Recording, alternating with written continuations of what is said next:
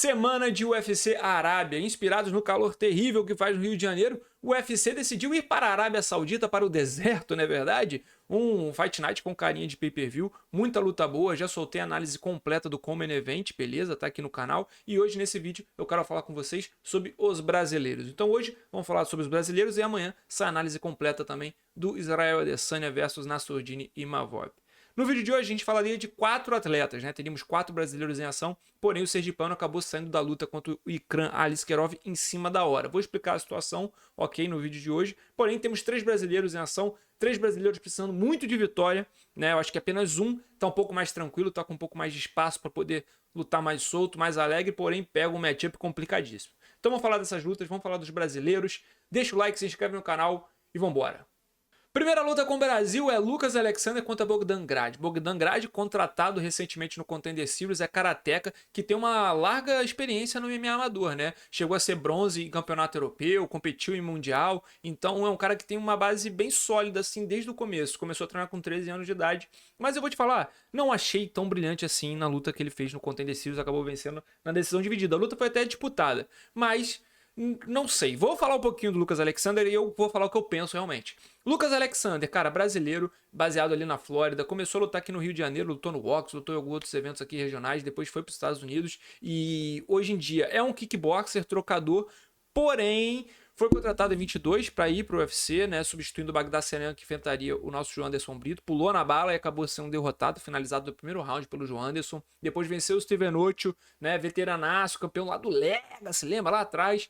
E depois disso perdeu a luta mais recente pro Jaka Saragui, que era uma luta onde eu via que ele tinha vantagem, né, por ser mais técnico, mais qualificado na parte em pé, porém o Jaka Saragui tem aquela mão de marmita danada, parece uma cadeirada na mão direita e venceu o brasileiro, acabou pegando o brasileiro via nocaute. É um confronto onde eu acho que o brasileiro tem a oportunidade de mostrar um pouco mais de sua trocação, mas é claro, quando tá tão desenhado assim o jogo de um atleta, quando a gente já sabe onde ele funciona muito bem, os atletas que estão no UFC, cara, todo mundo estuda, todo mundo observa. Então o Lucas vai ter que defender queda.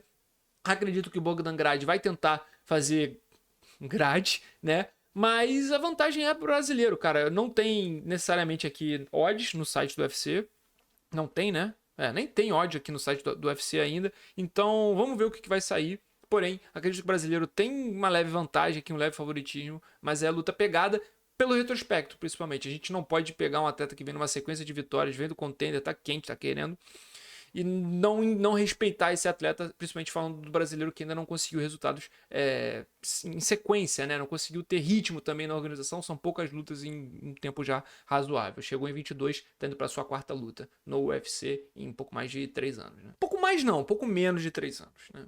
E antes de falar de Mara Chitara contra Jesus Davicius, a próxima luta de brasileiros, vou só explicar a situação do nosso querido sergipano, né? O sergipano estava embarcando para a Arábia Saudita, porém teve problemas com a documentação, passaporte acho que não foi liberado, uma coisa assim, foi o Guilherme Cruz que trouxe a informação e não pôde embarcar, não pôde viajar, cara. Como é uma viagem muito longa, não existe muito espaço para remarcação, para conseguir ir, então aparentemente, realmente, sergipano não vai lutar no card.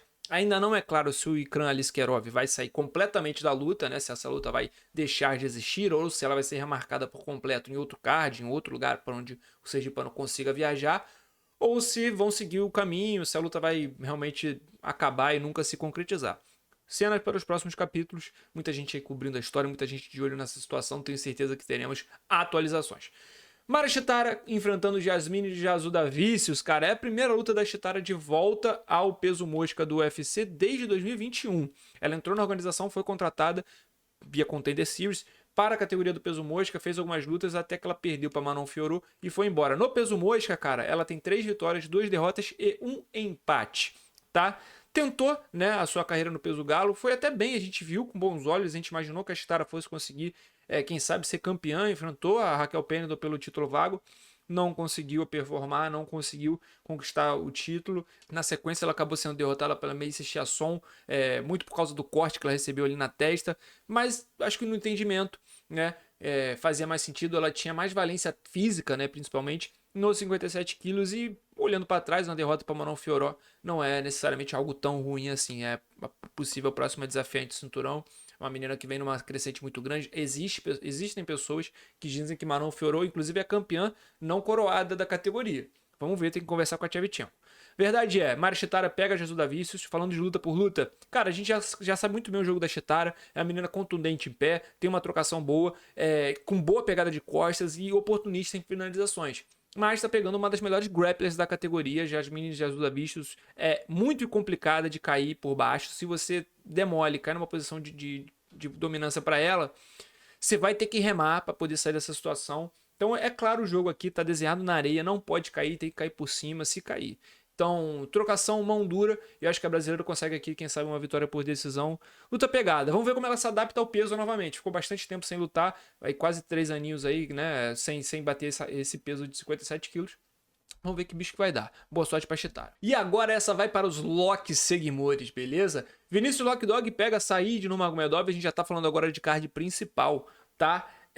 O Lockdog que vem de uma grande vitória contra o Rick Simon, onde ele teve lesão no tornozelo, né? Acabou saindo com a perna pro alto, sem poder andar direito, mas venceu na decisão, grande atuação. Antes disso também teve uma grande atuação contra o Bernardo Sopai, que lutou recentemente, mostrou que é um cara de verdade dentro da organização, veio com o Taylor Series. Eu tive a oportunidade de fazer 2 lutas do Lockdog fora do UFC, eu fazia entrevista, inclusive dentro do cage com ele roubava meu microfone, sempre foi um showman. E a gente vê isso dentro do Ultimate, a gente vê isso no octógono. Assim, vai pegar o Said Nurmagomedov, que não é o Umar que ele queria, porém tá na família e tem um jogo parecido. Só que eu acho engraçado que o Lockdog ele não tá fugindo de matchup ruim, né? Porque ele tá indo pra 3ª luta na organização e 3 lutadores que tem matchups, em teoria assim, que não combinam pra ele. O Sopai, muito mais um quedador, né? Cara que bota pressão, anda pra frente o tempo todo. O Rick Simon, wrestler, né? Mistura as artes, mas é wrestler na sua base. E agora pega o Said Nurmagomedov, né? O daguestanês, da família, da linhagem, do sangue dos caras. E já sabe que vai ter que enfrentar. Talvez seja bom porque o treino é basicamente a mesma matéria sempre que vai cair na prova. Mas mais uma luta onde o Vinícius Lockdog tem uma oportunidade muito boa de vencer. Caso ele consiga defender as quedas, caso ele consiga achar uma boa oportunidade ali para quem sabe nocautear, pegar um pescoço, alguma coisa assim, ele tem altas chances de se catapultar logo no primeiro mês não, né? No 2º mês do ano, que a gente vai entrar em fevereiro para esse card. Então, uma luta pegada no quesito de, mano, a gente sabe o que os caras fazem. O próprio Said Nurmagomedov, ele tem um dado aqui que eu separei, cara, já pegou 7 brasileiros na carreira e só perdeu para 1, tá? Perdeu para Raoni Barcelos, ok? Então, é uma luta pegada, é uma luta grande como o próprio Lockdog pediu. Então, vamos ver se ele vai bancar mais uma vez. Tem conseguido bancar a palavra. Vamos ver se pela 3ª vez no UFC ele consegue fazer isso. Eu tenho uma expectativa boa. Mas é como eu falei, ele tá se preparando para isso. Não dá para fugir desse tipo de matchup, principalmente falando de peso galo, falando de peso pena, falando de peso mosca.